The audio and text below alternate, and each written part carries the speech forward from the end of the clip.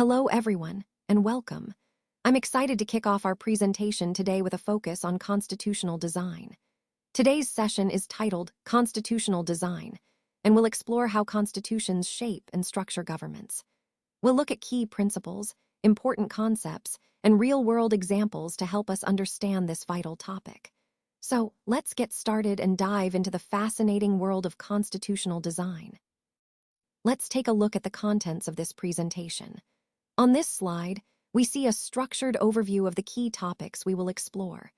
We begin with the democratic constitution in South Africa, which highlights how different nations have developed their democratic frameworks. Then, we move to the concept of democratic rule in South Africa itself, emphasizing how democracy functions there. Next, we have a section about India in 1947, a pivotal year when India gained independence. This leads us into the journey of how India crafted its own constitution, starting with the path to the constitution and the role of the Constituent Assembly. We also explore why accepting the constitution is important, both in India and in other democracies. Further, we look into the philosophy behind the constitution, understanding its guiding principles, and examine the preamble of the Indian Constitution, which encapsulates the core values and aspirations of the nation. We see similar themes repeated, why we need a constitution and how it shapes our society. Finally, the slide touches on the institutional design of the Constitution, showing how its structure supports democracy and justice. All these points connect to our overall theme of understanding what makes a constitution vital for a nation's unity, stability, and progress. Today, I want to highlight a pivotal moment in South Africa's journey towards democracy. Nelson Mandela was tried for treason by the white South African government, a clear sign of the intense conflict and resistance to apartheid. Despite these charges, Mandela and 7 other leaders were sentenced to life imprisonment in 1964, simply because they dared to oppose the apartheid regime. This was a crucial turning point, but what's even more inspiring is what Mandela endured afterward. He spent the next 28 years in Robben Island, one of South Africa's most notorious prisons. His imprisonment symbolized the struggle for equality and justice, but it also fueled the global movement against apartheid. This story reminds us that the fight for democracy often involves sacrifice and resilience. Mandela's perseverance ultimately helped pave the way for a democratic constitution in South Africa, emphasizing the importance of justice, human rights, and reconciliation, core themes that run through our entire presentation. Let's talk about the struggle against apartheid, which was a system of racial discrimination unique to South Africa. Apartheid wasn't just about unfair rules. It was a way to separate people based on their race and treat some groups as inferior. A significant number of white settlers had made South Africa their home and became the ruling class. This system divided the population into different groups, mainly based on skin color. The native people of South Africa are black in color, and they made up about 3/4 of the population, so they were called blacks. Besides these 2 main groups, there were people of mixed races, often called colored, and also people who had migrated from India. Understanding this division helps us see the deep-rooted inequalities and the ongoing fight for justice in South Africa. This struggle against apartheid is a key part of the broader story of human rights and equality. Now, let's look at the struggle against apartheid, which was a very harsh and oppressive system, especially for the black population. They were not allowed to live in white areas, which created a lot of separation and hardship. Everything in daily life was segregated: trains, buses, taxis, hotels, hospitals, schools, colleges, libraries, cinemas, theaters, beaches, swimming pools. All of these facilities had separate sections for whites and blacks. This enforced separation is what we call segregation.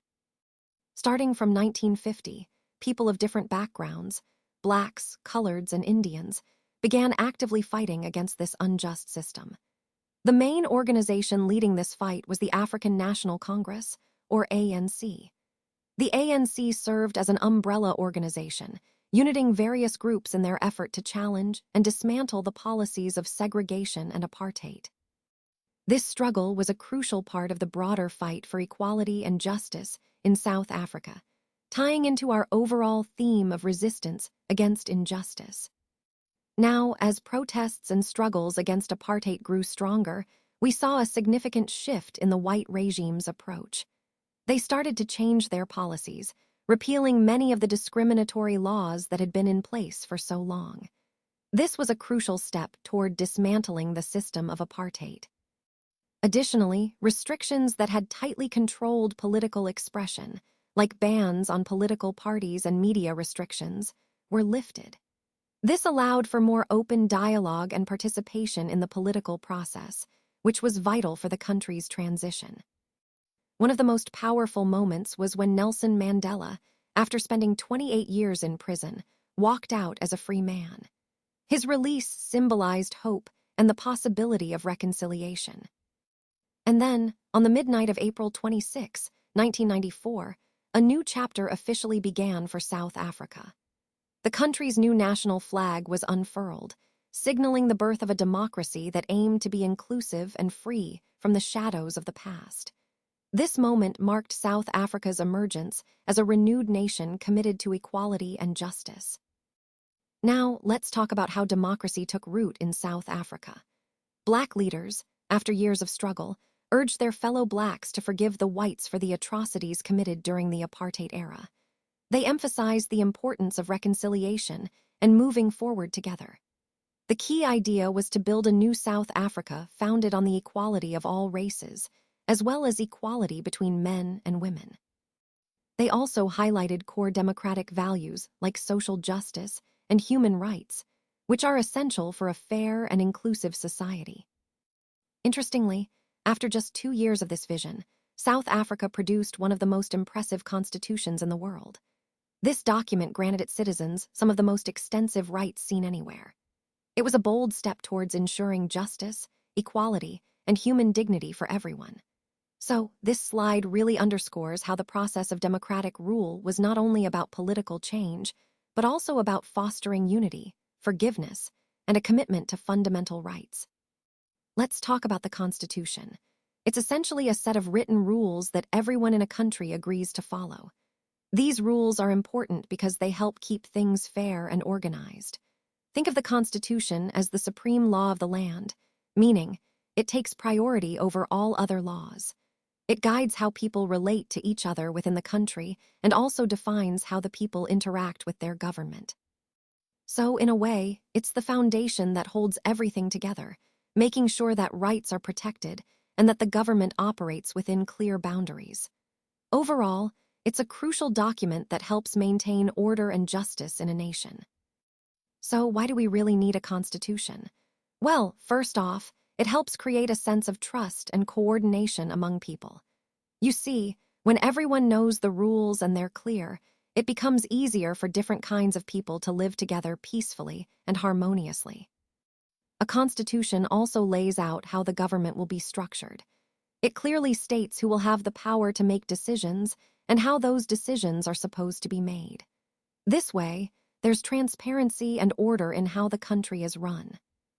Another key point is that a constitution sets limits on government power. It ensures that the government doesn't have unchecked authority and also defines what rights citizens have. So, it's not just about rules for the government, but also about protecting individuals' freedoms. And finally, a constitution reflects the aspirations of the people. It's a document that captures what society aims for, a vision of creating a good, fair, and just community for everyone. It's also important to note that while all countries with constitutions are not necessarily democratic, all democratic countries will have a constitution. So, having a constitution is a foundational element of democracy, helping to guide how a country functions and how the people's voice is protected. The making of the Indian Constitution was a complex and challenging process, especially because India is such a huge and diverse country.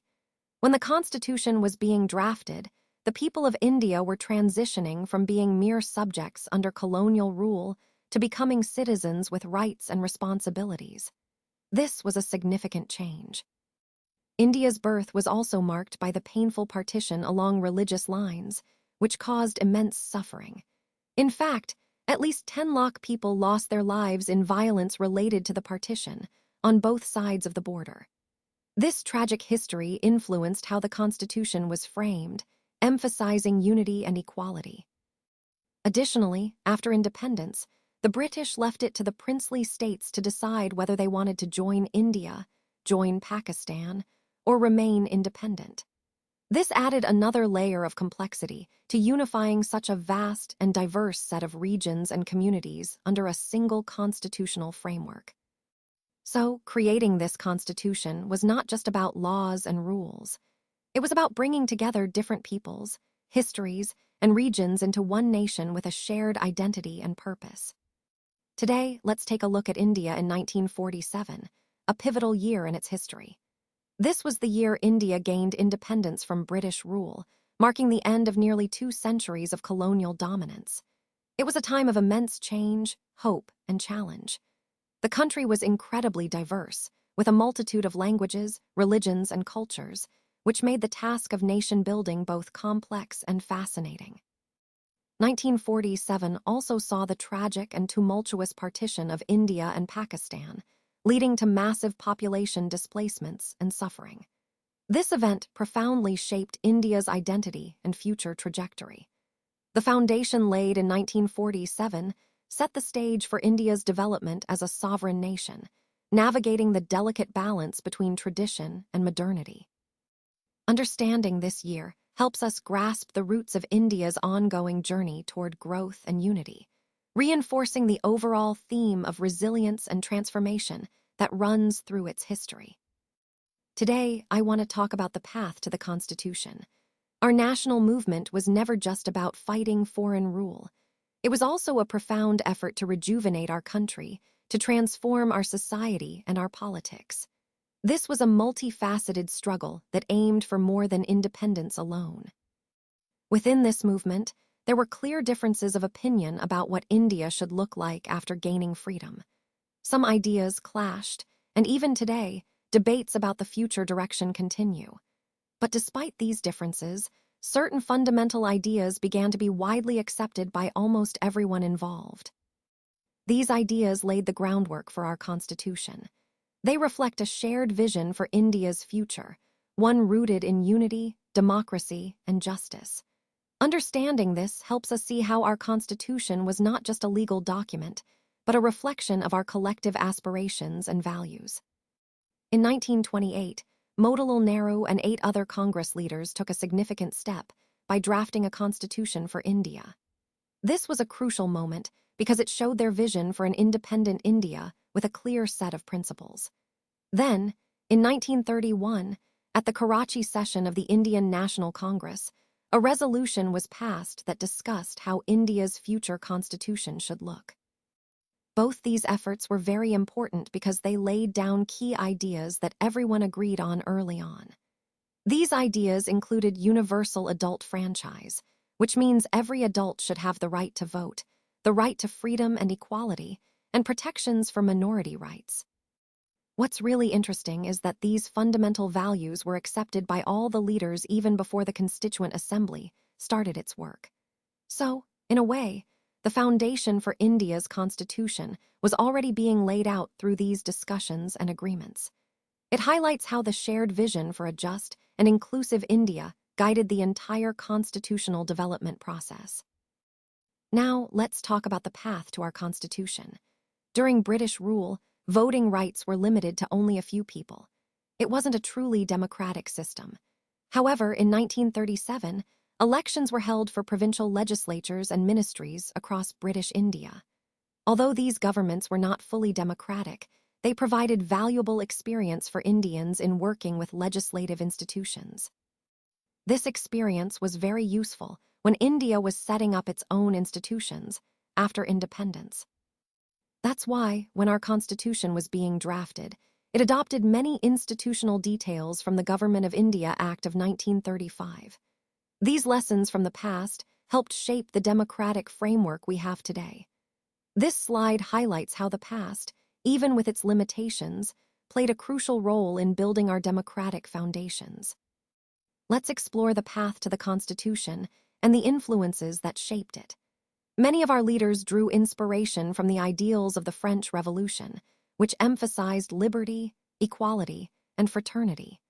They also looked to Britain's practice of parliamentary democracy, which demonstrated how a governed society could function with representation and accountability. Additionally, the Bill of Rights in the United States provided a foundation for individual rights and freedoms that many Indians valued.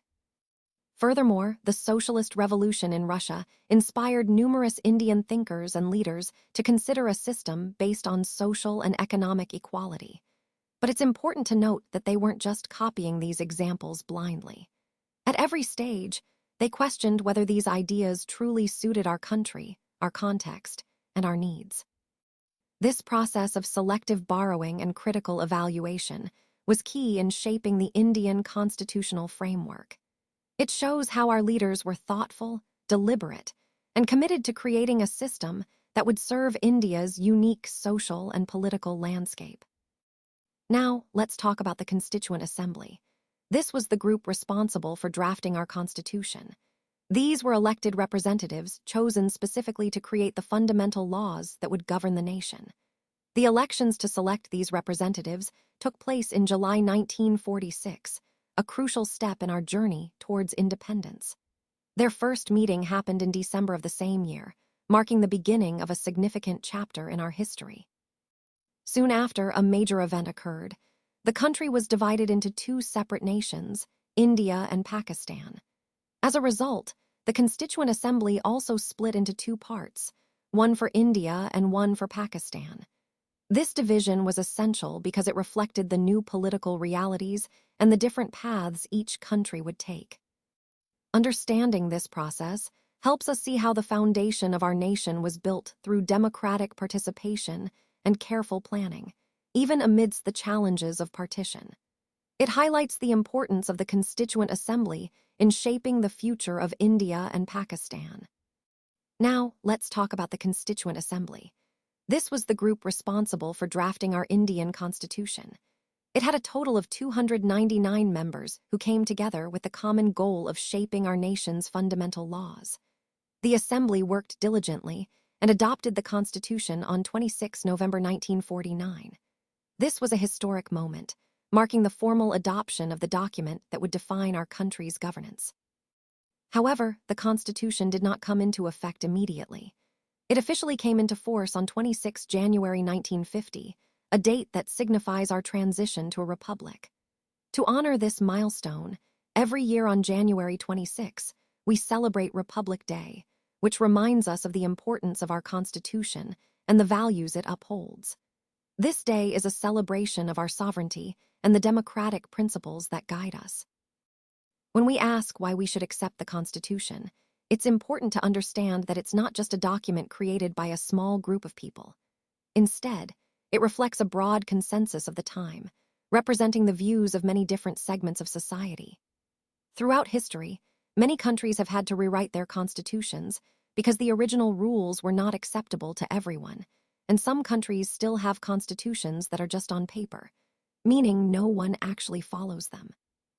Over the last 50 years, various groups have raised questions about specific provisions within the Constitution, which shows that it's a living document open to debate and interpretation.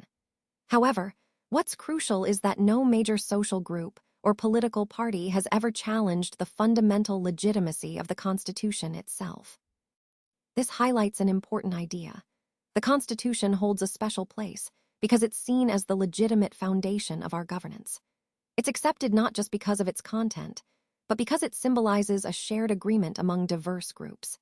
This shared legitimacy is what makes the Constitution a stable and guiding framework for our country, connecting directly to the larger theme of how our society is built on shared principles and mutual trust. Why should we accept the Constitution?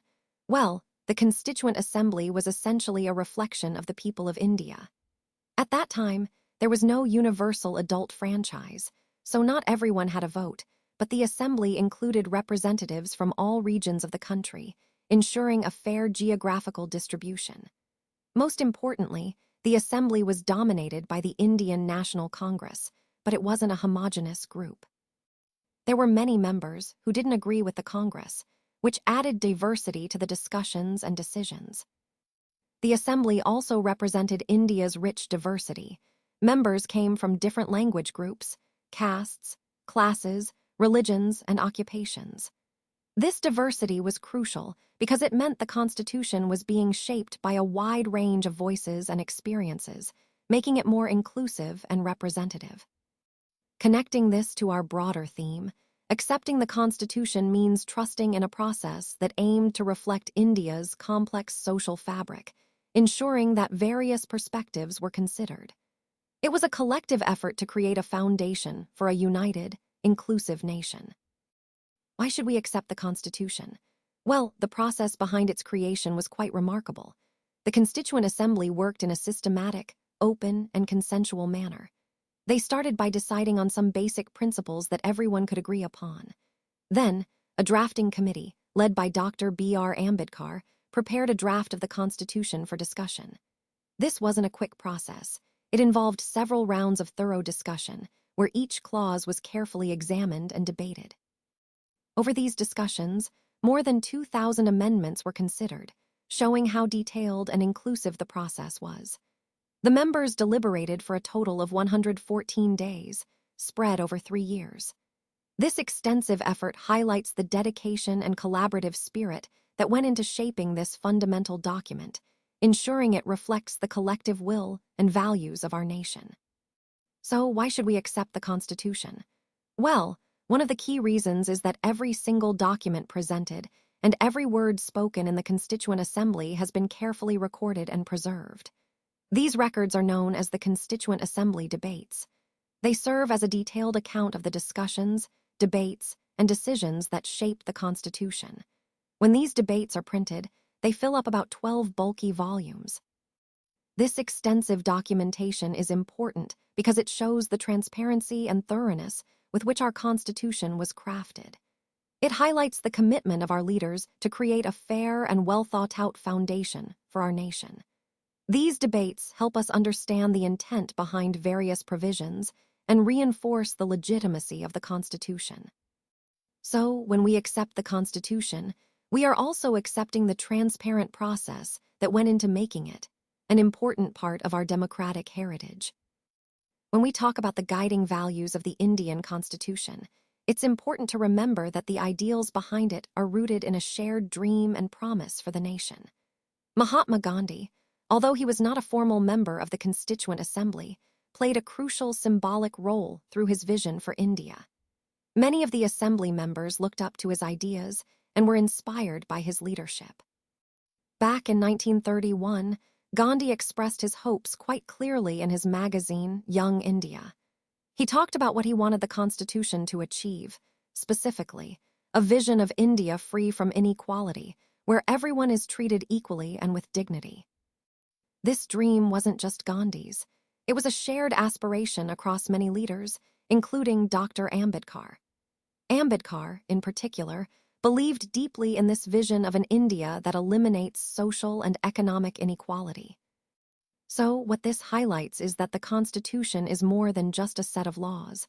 It embodies a collective hope for justice and equality. It reflects the values that inspired those who fought for India's independence and continues to guide us today. Let's talk about the philosophy of the Constitution. The values that inspired and guided the freedom struggle are deeply embedded in the preamble of the Indian Constitution.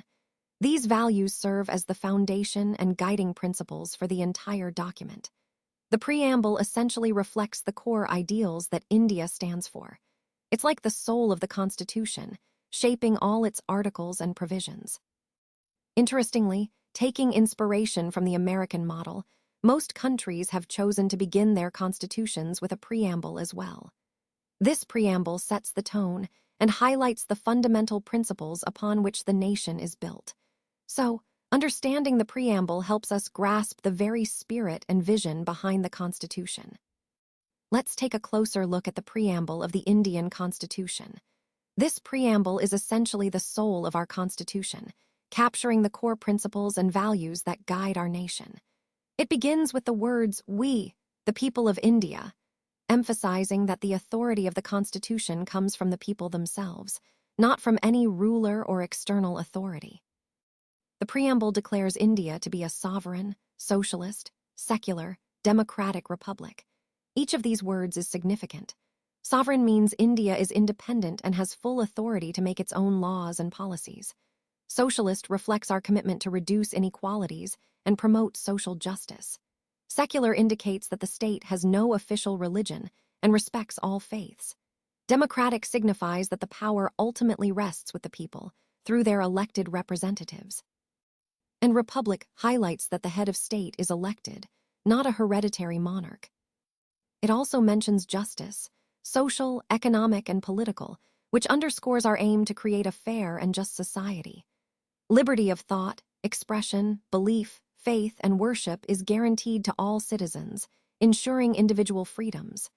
Equality of status and opportunity stresses fairness and equal rights for everyone, regardless of background. Finally, the preamble concludes with the goal of promoting fraternity, meaning brotherhood among all citizens, to maintain unity and integrity of the nation.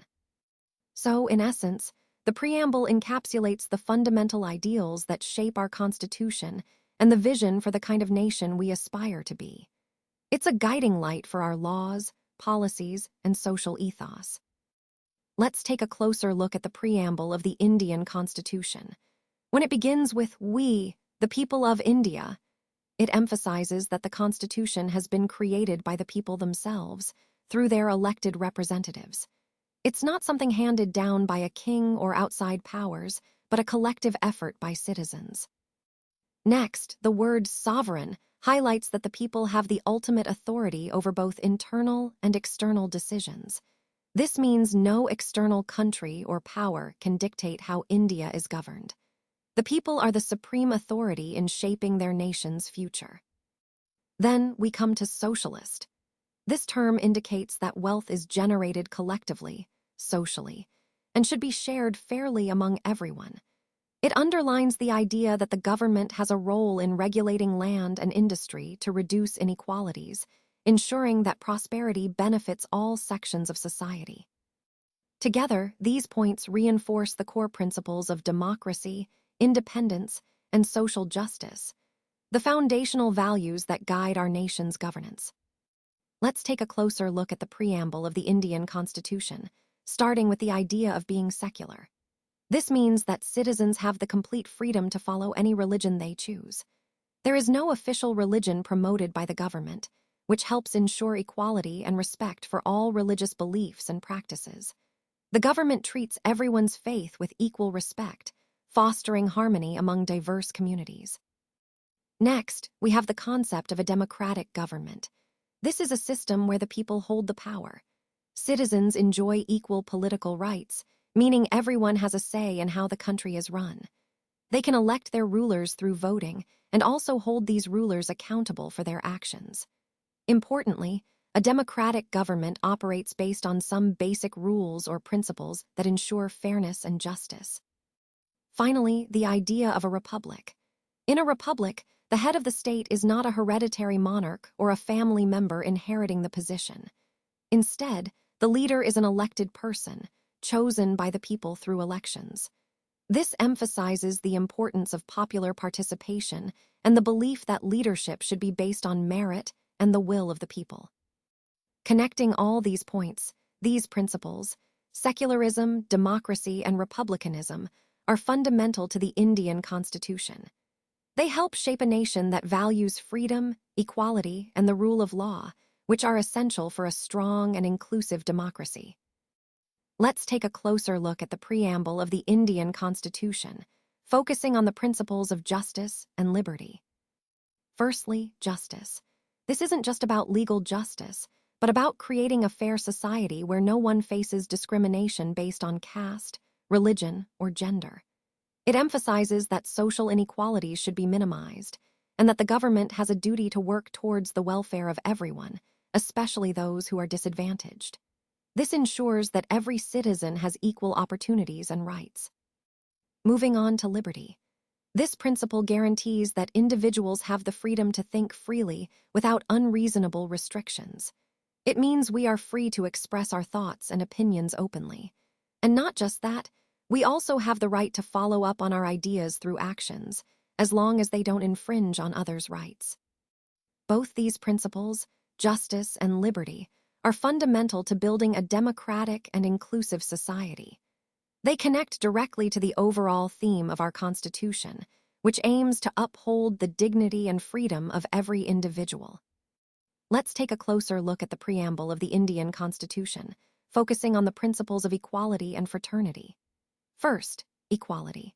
It emphasizes that everyone should be treated equally before the law. This means no one should have special privileges or face discrimination based on social or economic status. Traditional social inequalities, which have historically divided society, need to be ended so that everyone has a fair chance. The government has a vital role here. It must ensure equal opportunities for all, so that every citizen can thrive, regardless of their background. Now, moving on to fraternity. This is about fostering a sense of brotherhood among all citizens. We should behave as if we are members of one big family, caring for each other and respecting each other's dignity. No one should be made to feel inferior or treated as less than others. This sense of unity and mutual respect is essential for building a harmonious society. When we connect these ideas to the overall theme of the presentation, it becomes clear how foundational these principles are. They guide us towards creating a just, inclusive, and united nation where everyone's rights are protected, and we work together for progress. Now, let's look at the institutional design of the Indian Constitution. You see, the Constitution is a very long and detailed document.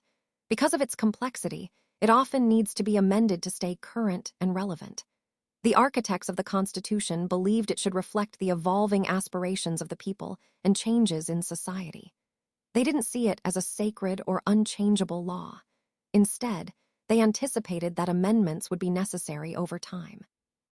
These amendments are what we call constitutional amendments, and they allow the Constitution to adapt and grow with the nation. This flexibility is crucial because it ensures that the Constitution remains a living document, capable of guiding our democracy effectively as society progresses. Now, let's talk about the institutional design of the Indian Constitution. Like any other constitution, it establishes a clear procedure for selecting the people who will govern our country. This means it defines who holds the power and how decisions are made. It's essentially the blueprint for our system of governance. Importantly, the Constitution also sets limits on what the government can do. It does this by enshrining certain rights for citizens, fundamental rights, that cannot be violated by the government. These rights act as safeguards, ensuring that individual freedoms are protected even as the government functions efficiently. All these elements, how leaders are chosen, what powers they have, and what rights citizens possess, are interconnected. They form the foundation of our democratic system, ensuring balance, accountability, and protection for everyone. This institutional design is what keeps our democracy functioning smoothly and fairly.